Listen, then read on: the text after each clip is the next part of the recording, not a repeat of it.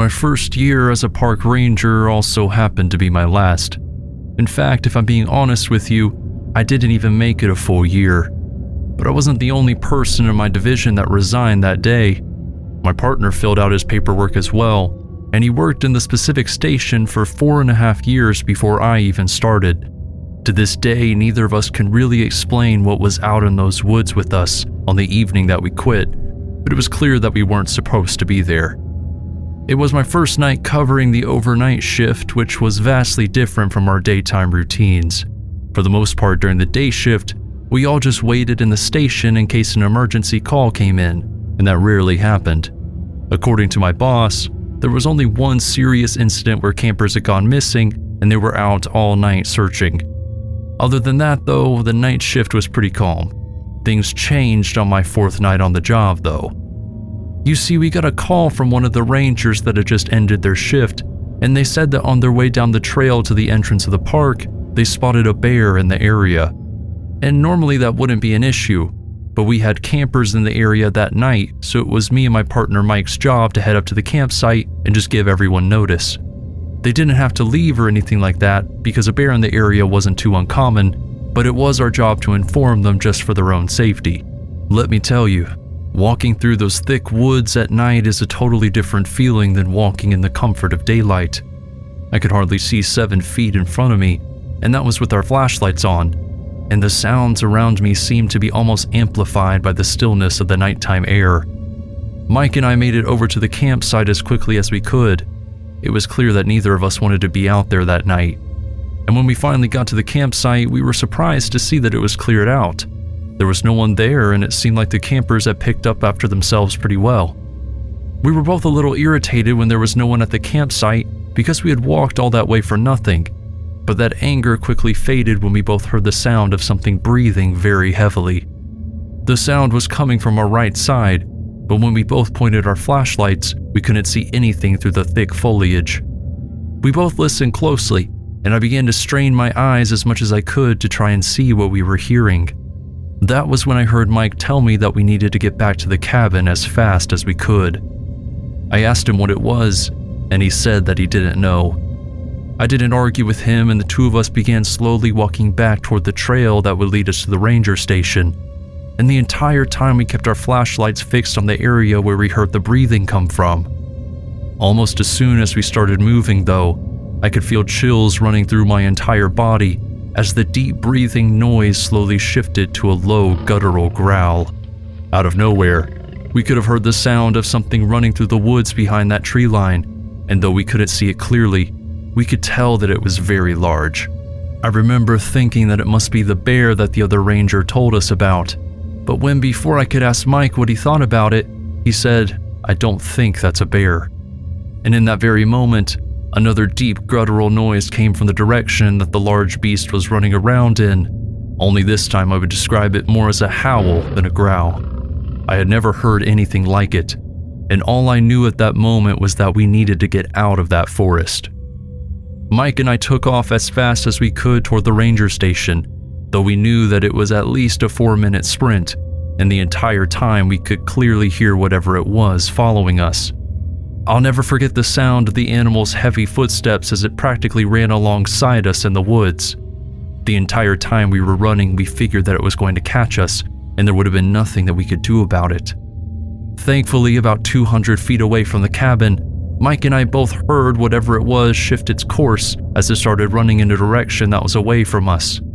That night, we made it back into the cabin and tried for hours to figure out what it was that chased us, and when we couldn't figure it out, we both decided that it might be better to find a different job that wasn't anywhere near that ranger station.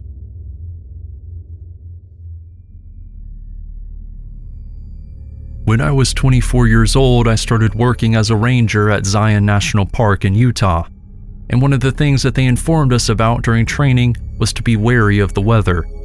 And that's simply because, even though it didn't happen every time that it rained, flash floods were something that occurred in the park, especially in the areas with a lot of trails through the canyon's crevices.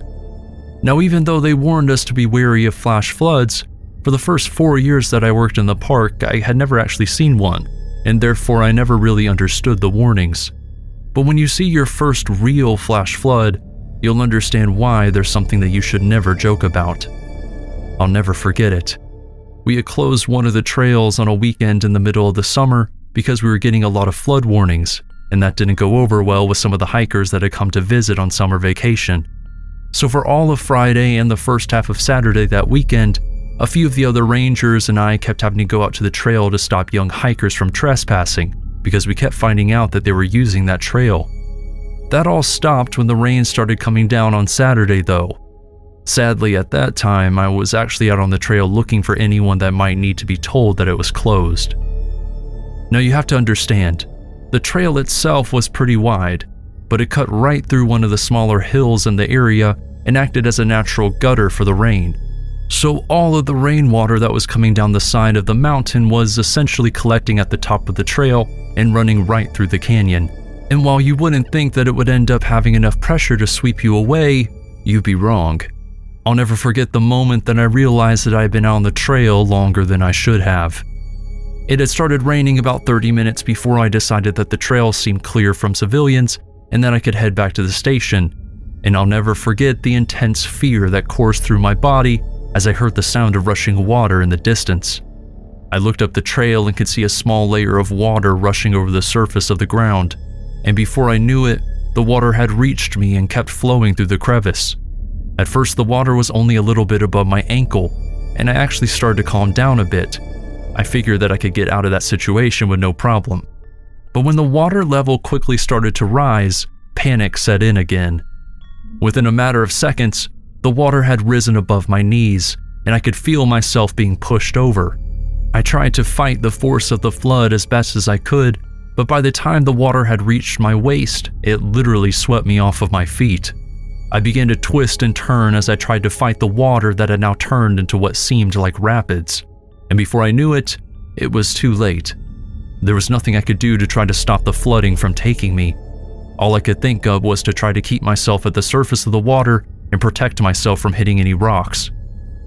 Just as I had the thought though, I felt the bottom half of my body smash into a large rock structure that was underneath the brown, rapidly moving waters. The impact tossed me around as the water kept pulling me along with it, and this time I couldn't reorient myself. I had been forced under the water by the rushing of the rapids, and after spinning in circles, I couldn't quite figure out which way was up. And then bam!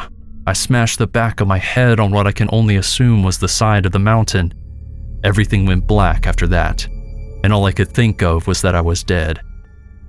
Thankfully, the trail opened up shortly after I had been knocked unconscious, and the water level dropped enough for me to resurface, and I was saved by a nearby hiker that actually should not have been on that trail in the first place. After waking up in the hospital, I thanked the man for saving my life, and he explained to me that he had actually just managed to make it out of the crevice before the water started to trickle by him. The only reason he was waiting there was that he didn't want to be swept away as I had been. Either way, I was very happy that he was there to pull me out of the shallow water and bring me to safety.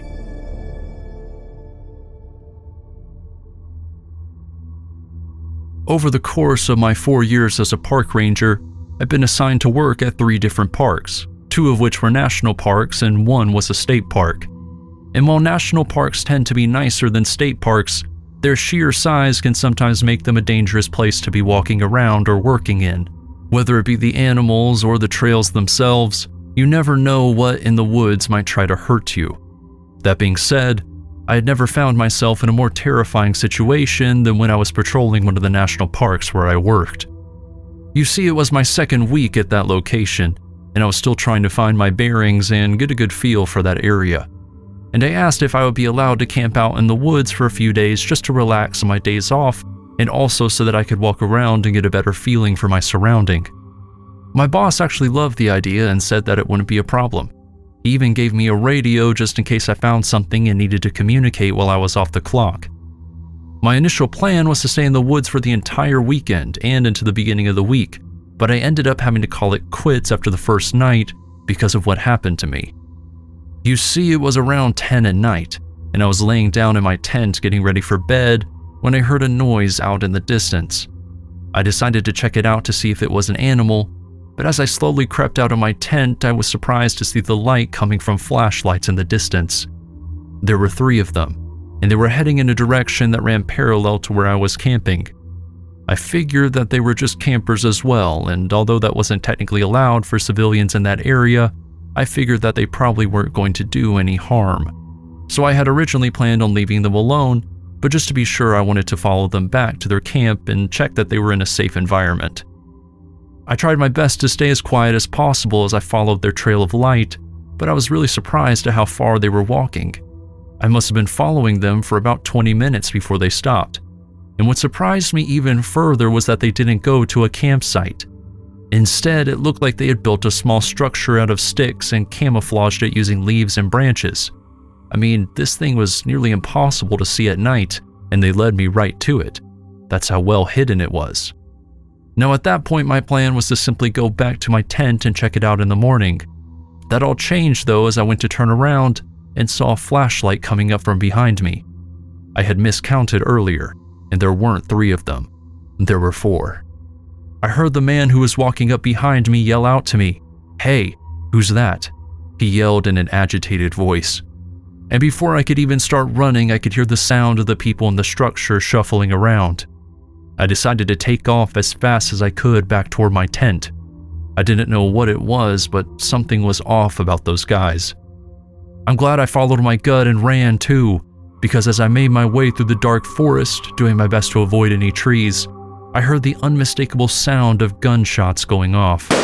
I can only imagine that they were shooting in my direction, though I can't be certain. I ran the entire way back to my tent, which felt like it was at least 2 miles.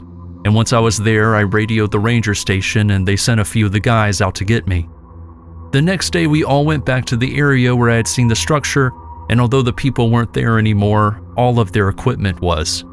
It looked like some sort of distillery, so we ended up calling law enforcement, who figured out it was most likely moonshiners. They said that I was lucky to make it out of the area with my life, because if they got caught, those guys could go to jail for years, and it's likely they would have killed me if they caught me.